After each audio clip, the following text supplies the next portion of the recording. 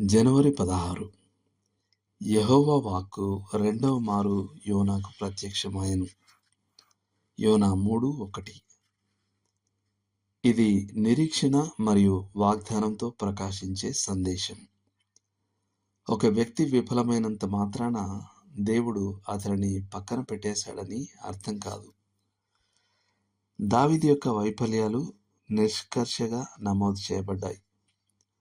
మనం వాటిని చదివినప్పుడు మనం అతనితో కలిసి ధూళిలో కూర్చొని అవమానంతో దహించుకుపోతాం.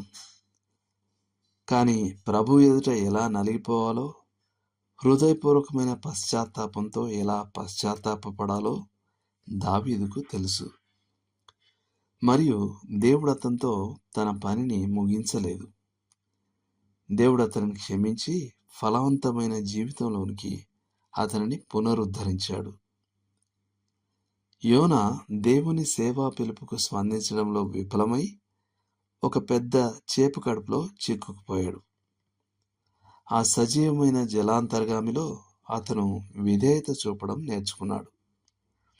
దేవుడు అతన్ని రెండోసారి పిలిచినప్పుడు అతడు నీనెవెకు వెళ్ళి వారికి సంభవించబోయే తీర్పును గూర్చి ప్రకటించి నగరమంతా తీవ్రమైన పశ్చాత్తాపంలో మునిగిపోవడం చూశాడు.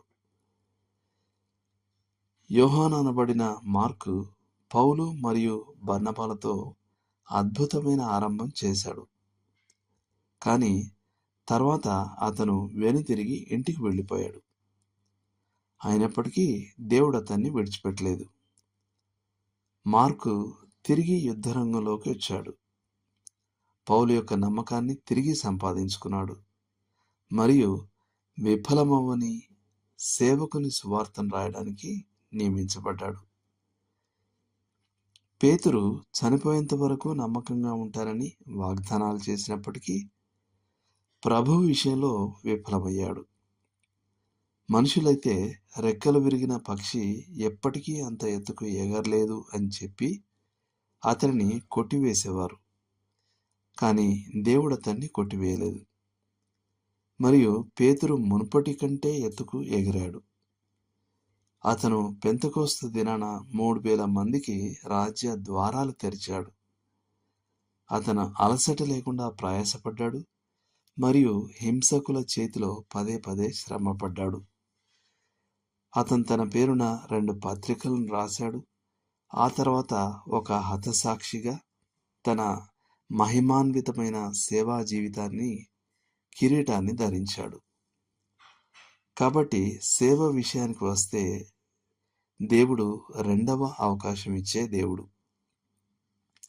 ఒక వ్యక్తి విఫలమైనంత మాత్రాన దేవుడు అతనితో తన పనిని ముగించడు.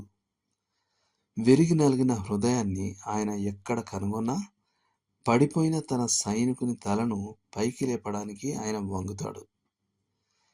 అయితే ఇది పాపాన్ని గాని వైఫల్యాన్ని గాని ప్రోత్సహించడానికి ఉద్దేశించినదిగా భావించకూడదు. ప్రభు విషయంలో విఫలమయ్యామనే చేదు అనుభవం మరియు పశ్చాత్తాపం మరలా అలా చేయకుండా ఉండడానికి తగిన నిరోధకంగా పనిచేయాలి. అలాగే ఈ జీవితం తర్వాత పశ్చాత్తాపపడని పాపికి దేవుడు రెండవ అవకాశం ఇస్తాడని దీని అర్థం కాదు. మరణంలో ఒక భయంకరమైన అంతిమత్వం ఉంది. తన పాపాలలోనే చనిపోయే వ్యక్తికి భయంకరమైన తీర్పు ఇదే. మ్రాను దక్షిణంగా పడినను ఉత్తరముగా పడినను అది పడిన చోటనే ఉండును.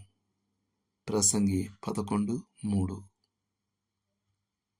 దేవుడు మిమ్మల్ని దీవించును గాక. ఆమెన్.